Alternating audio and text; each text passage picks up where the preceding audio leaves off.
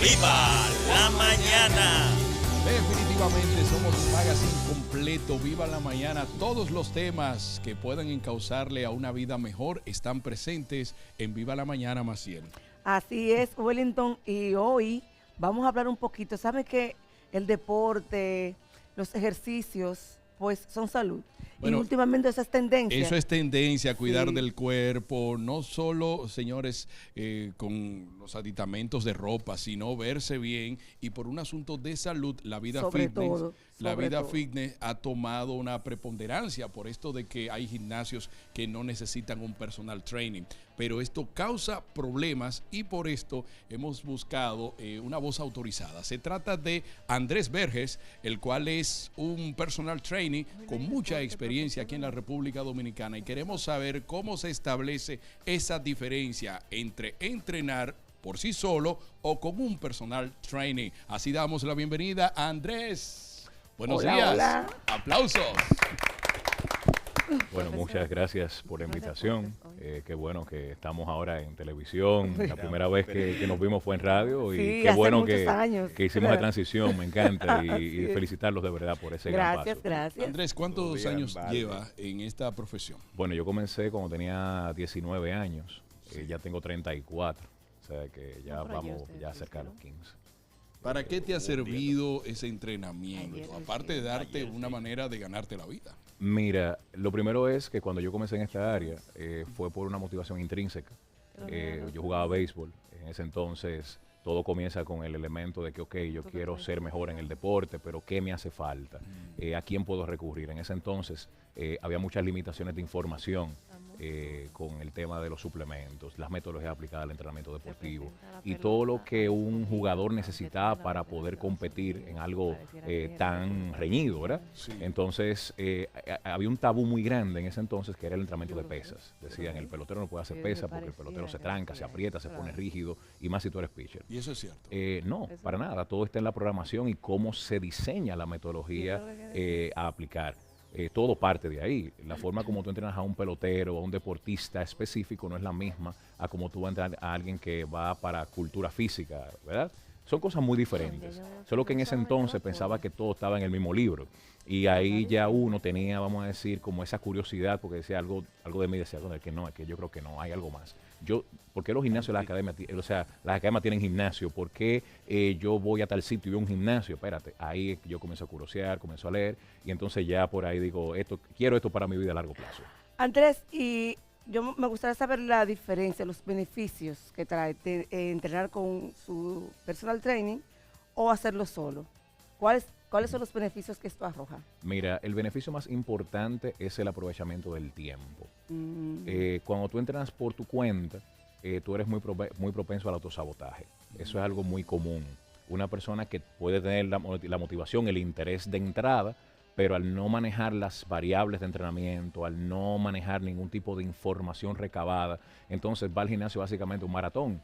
No aprovecha el tiempo. Entro a una máquina, salgo a otra. Hago esto, hago aquello. Veo a fulanito haciendo tal cosa y ahí entonces lo que no aprovecho el tiempo. ¿Por qué me describes? Te cansas sin lograr el objetivo. Sí, y al final de cuentas es algo totalmente contraproducente. Y termina tú yéndote una caminadora porque es lo que todo el mundo puede hacer.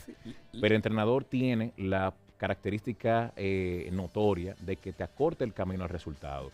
Maneja información que tú no manejas, las metodologías la puede aplicar muy bien. Sabe diseñar una programación específica y estandarizada acorde a las herramientas de turno, pero más importante todavía, él tiene el elemento de motivación, o sea, te mantiene comprometido. Evita el autosabotaje. ¿Por qué? Porque esto se ve bastante. A veces yo tengo clientes, por ejemplo, que me dicen, mira, yo no necesito un entrenador, pero te contrato porque yo sé que mi dinero está de por medio. Y si yo tengo dinero de por medio, yo no voy a soltar, voy a aprovechar. Está bien, Sí. te Esa funciona, es su motivación. perfecto, ¿tú entiendes? Y eso es algo que hay que entenderlo. Pero hay personas que tienen una realidad, dicen yo no puedo solo. Y entonces dicen, no, yo acudo a ti para que tú me ayudes y yo sé que yo puedo contigo. Entonces ya ahí entra una parte de acompañamiento en donde el elemento psicológico también juega un papel importante.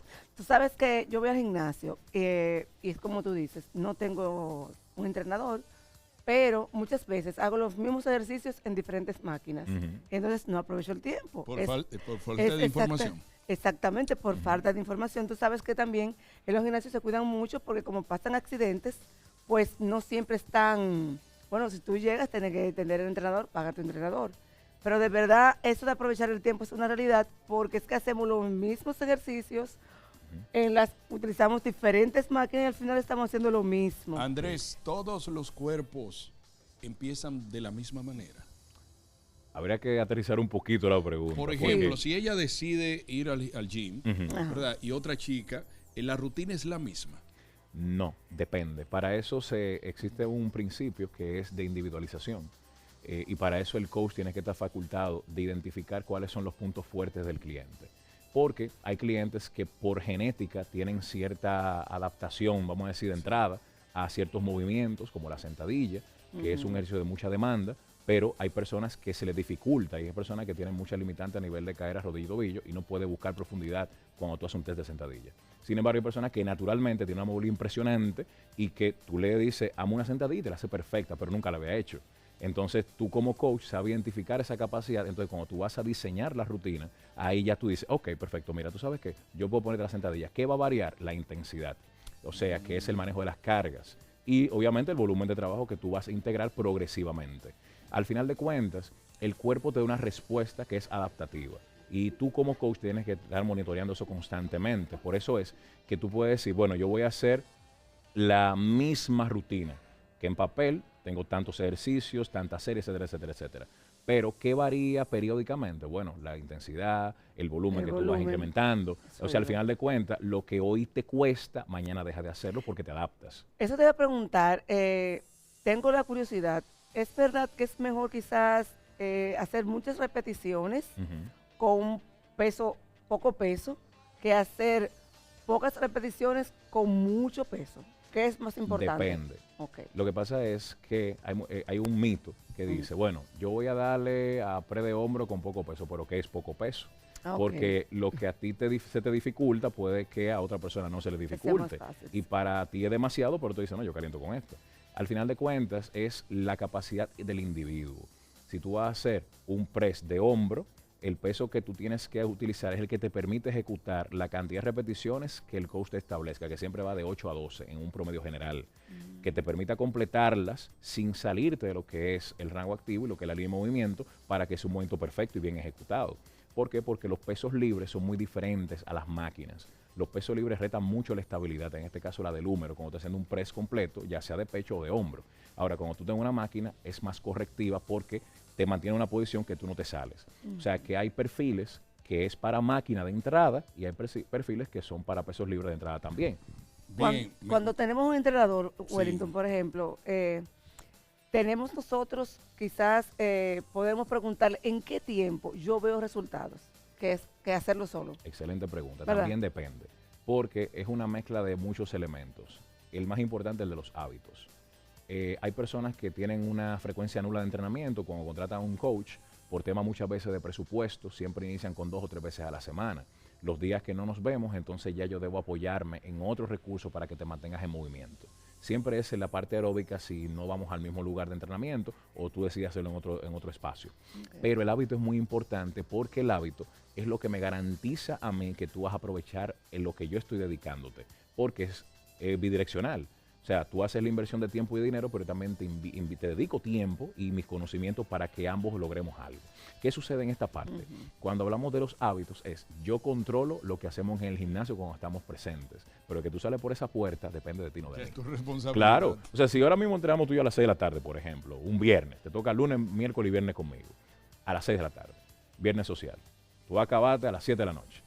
Yo estoy contando que tú vas a tu casa, tomaste tu proteína, comete tu dieta, tu pechuga, lo que te toca en tu protocolo nutricional. Ajá. Pero tú lo que dices, no, muchacho, ya salí al gimnasio, me cambio, arranco para el bar.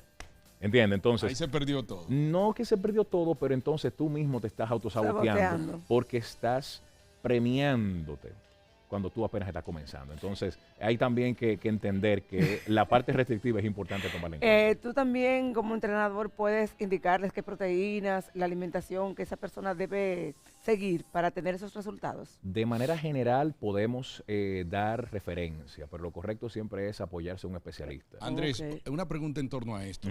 Muchos entrenadores te dicen, no, todavía no es el momento de suplementos. Por ejemplo, a mí me lo dijeron, yo tengo años pagando un gimnasio y no voy. Y lo primero que quería comprar era una proteína, porque para mí es un asunto de comer y proteína. Me dijeron, no, tienes que darle a los hierros. ¿Cuándo es que se indica una proteína? Y si todas las proteínas son aptas para todos los cuerpos. Lo primero es entender que un suplemento a base de proteína es totalmente inofensivo, no es algo de qué temer. Lo que pasa es que de entrada lo que se recomienda es que tú aprendas a comer. Hay gente que se suplementa muchísimo y se alimenta muy mal. Entonces ahí ya no hay una relación coherente en cuanto a nutrición se refiere. Los suplementos son un complemento alimenticio que sirven como coayudantes cuando la dieta está definida. Entonces la idea que se busca con eso es siempre, vamos a establecer, ok, tenemos el objetivo, ya definimos la estrategia a implementar, entrenamiento, la programación y la nutrición. Ahora, los suplementos se integran si son necesarios. Si son necesarios. No son necesarios, lo necesario es comer. ¿Entiendes? Entonces, pero llaman suplementos. Conseguir eso que nos da el suplemento en los alimentos. Yo comenzaba al revés, yo comenzaba con los suplementos. No, es lo normal, o sea, lo popular, perdón. O sea, tú tienes personas que por un tema ya comercial te dicen, no, mira, este stack de suplemento de entrada. O sea, lo correcto es aprender a comer, porque es un tema de priorizar también, porque si tu alimentación, te da la cantidad de proteína que el especialista definió que tú puedes sostener, ¿verdad? Digamos que tú vas a consumir 150 gramos de proteína diario, ¿verdad? No hay problema, no hay que suplementarla. Tú la suplementas si a ti te cuesta lograr lo que por dieta te establecieron. Ya. Ahí el suplemento aplica. Pero a veces que yo no me da tiempo alcanzar lo que me corresponde. Yo tengo mi polvo proteico y yo resuelvo. Pero no es que yo dependo de eso. Yo tengo que comer bien. Porque si no, entonces no rindo. Es así, señores. Nosotros quisiéramos hablar muchísimo con Andrés, pero el tiempo es corto. A nosotros nos gustaría, porque ya me han dicho, yo quiero que él haga alguna serie para ver. Que nos muestre cómo que nos es. muestre. Y así, entonces, nosotros poder engancharnos, ¿verdad? En esto que es tendencia. O sea, todo el mundo está en gimnasio. Sí. Bueno, mira, básicamente... ¿Cuál me ofrecerías? No, básicamente... Para iniciar. Si yo tengo que trabajar con una persona de entrada que no conozco y tengo la oportunidad, ¿verdad? Lo más importante es ver la movilidad que tiene, ¿verdad? Su cadera, su rodilla y tobillo. Y la Yo flexora... soy mala con la sentadilla, no puedo bajarme derechita sin doblarme, Sí. no puedo. Entonces, precisamente... Yo nada más soy malo con las repeticiones. Hago la primera muy bien. Ya Hay sé. dos pruebas que se hacen. La primera es el split squat. A mí me gusta mucho en déficit. Por ejemplo, aquí tengo un buen déficit que me permite a mí elevar el pie en una posición en la que yo tengo estabilidad. Cuando hago el movimiento me permite flexionar de manera unilateral y ahí yo puedo ver qué tanta estabilidad tú tienes en una postura, pero también qué tanto puedes flexionar y qué tanto el ofrecedor de cadera puede mantenerse en una posición que te permita repetir 12 veces, de 8 a 12 veces. Lo otro es que ver esto me permite también llevar esto a un plano bilateral cuando tenemos que hacer la sentadilla. Pero ¿qué pasa? Hay personas que se les dificulta hacer la sentadilla, ¿verdad? De manera libre, porque levantan el talón, meten la espalda. meto la espalda Entonces, ya. lo que se usa es una herramienta llamada wedge. No la tenemos aquí, pero es una elevación que es como una especie de calzo, como lo que ponen debajo de la puerta, que van debajo del talón, que cuando tú la tienes debajo de tu pie, te permite bajar con mucha profundidad, porque la rodilla puede pasar hacia adelante de la punta del pie, dándole a la cadera más espacio para poder flexionar en su totalidad. Entonces, eso de entrada permite que la persona pueda ejecutar una sentadilla de forma segura, de forma eficaz y obviamente progresiva cuando va a comenzar a agregar peso. ¿Hombres y mujeres tienen la misma dificultad en torno a la sentadilla? Claro que sí, porque es un tema anatómico más que de género.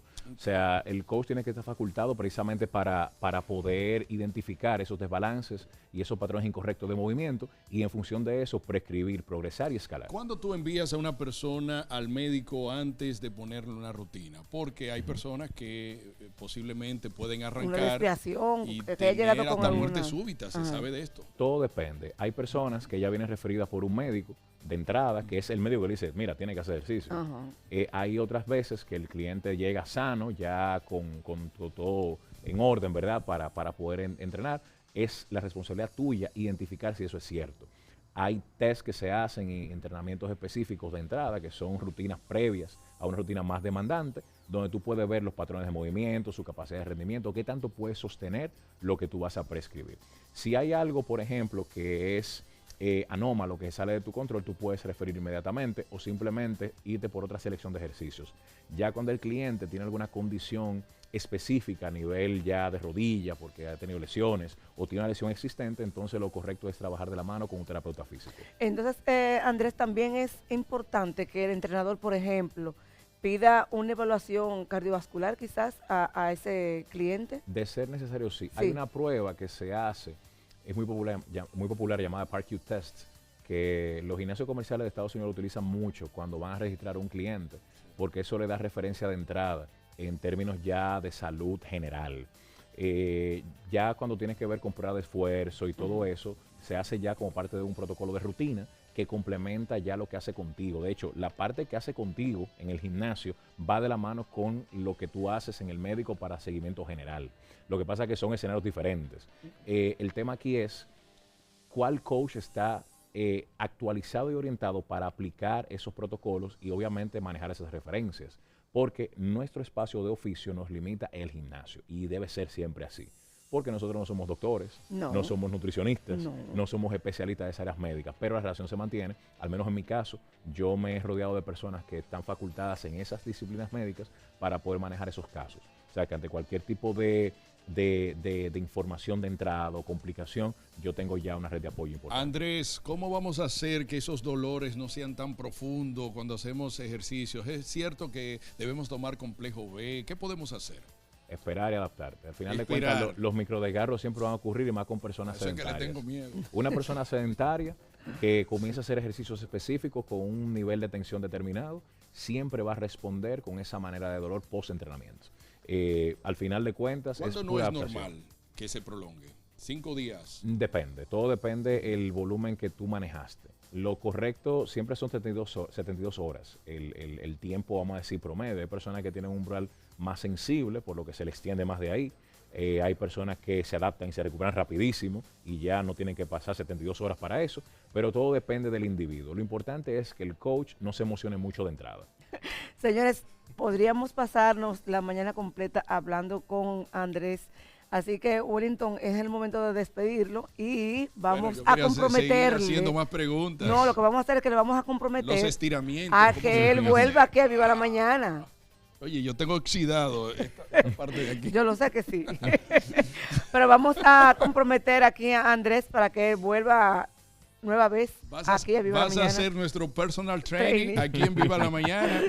Todo el equipo necesita de ti. Realmente nos cansamos bastante en esta silla. Lo hacemos por amor, nada de por el cobro. Todo por amor a la patria. Señores, nosotros vamos a despedir con este aplauso a Andrés Bergers, personal que trainer. diga con nosotros a Viva la Mañana. Es así. Andrés, Viva la Mañana es nuestro eslogan y nuestro nombre. Por eso quiero invitar a toda la gente a seguir con ¡Viva la Mañana!